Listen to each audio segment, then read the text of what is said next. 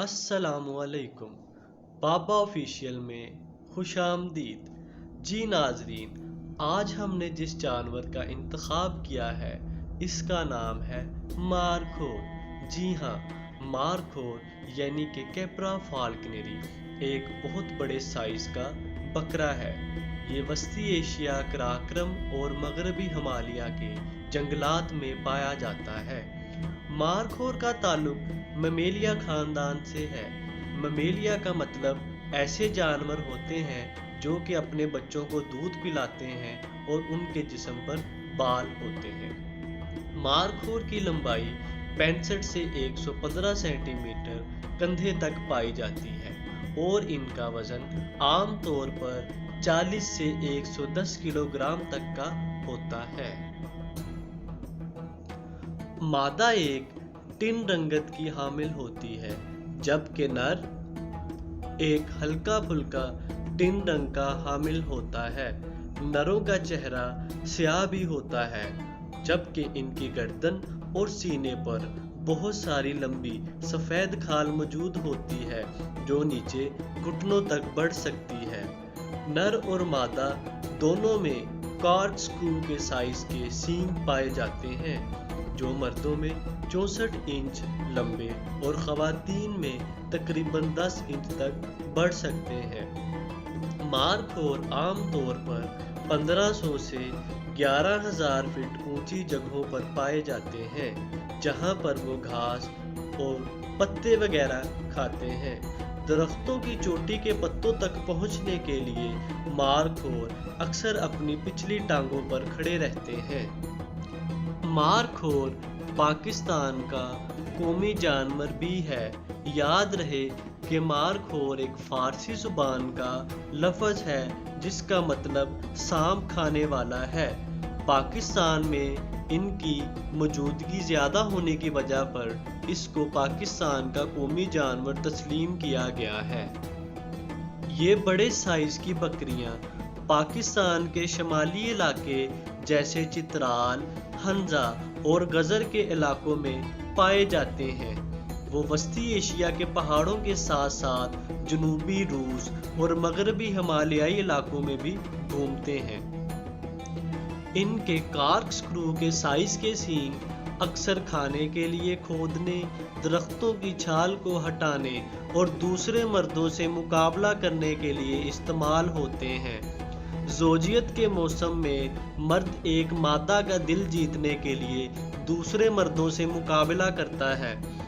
لڑائی کے دوران مرد ایک دوسرے کی گردن کو مروڑتے ہیں اور جس نر کی گردن مڑ جاتی ہے دوسرا نر اس کو اٹھا کر نیچے پھینک دیتا ہے جس سے وہ ہار تسلیم کر لیتا ہے اور جیتنے والا نر انعام کے طور پر مادہ کے ساتھ پرجنن کرتا ہے۔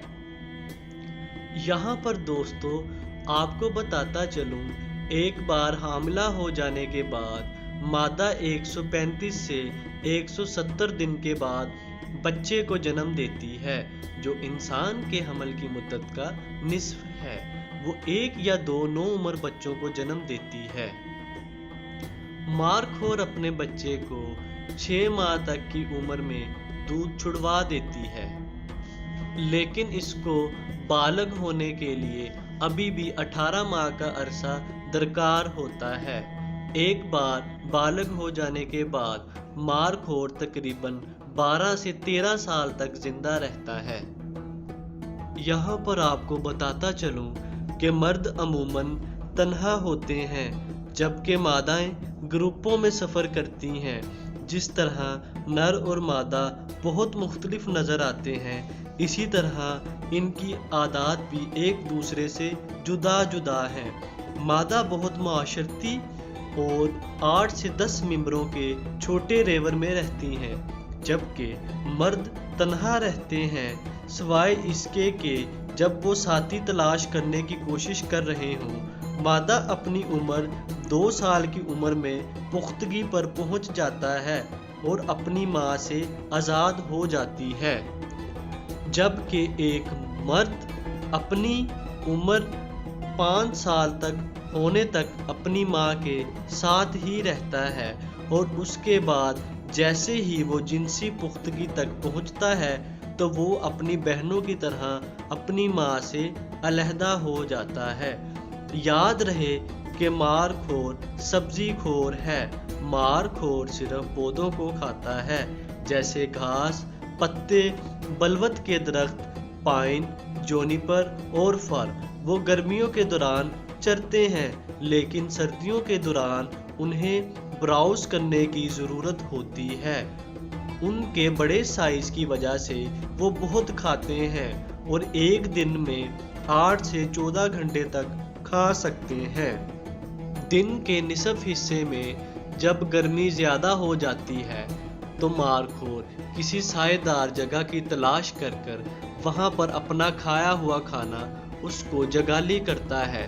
जगाली के दौरान उनके मुंह से अक्सर कुछ खाना ज़मीन पर गिर जाता है, जिनको लोग इकट्ठा करके मक्खी के डंग के तौर पर इस्तेमाल करते हैं। अगर किसी शख्स को मक्खी काट ले तो उसके ऊपर मारखोर का चबाया खाना लगाए तो उससे बहुत अफादियत होती है।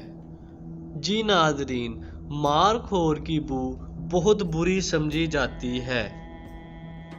वो आम तौर पर बू का इस्तेमाल अपने इलाके को डिफाइन करने के लिए इस्तेमाल करते हैं।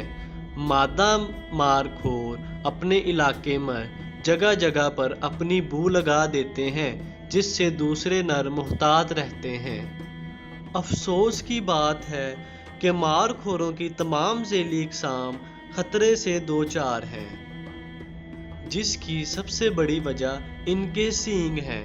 शिकारी इनके सींगों की वजह से इनका बेतहाशा शिकार करते हैं, जिनसे ये खतरे से दो चार हो चुका है।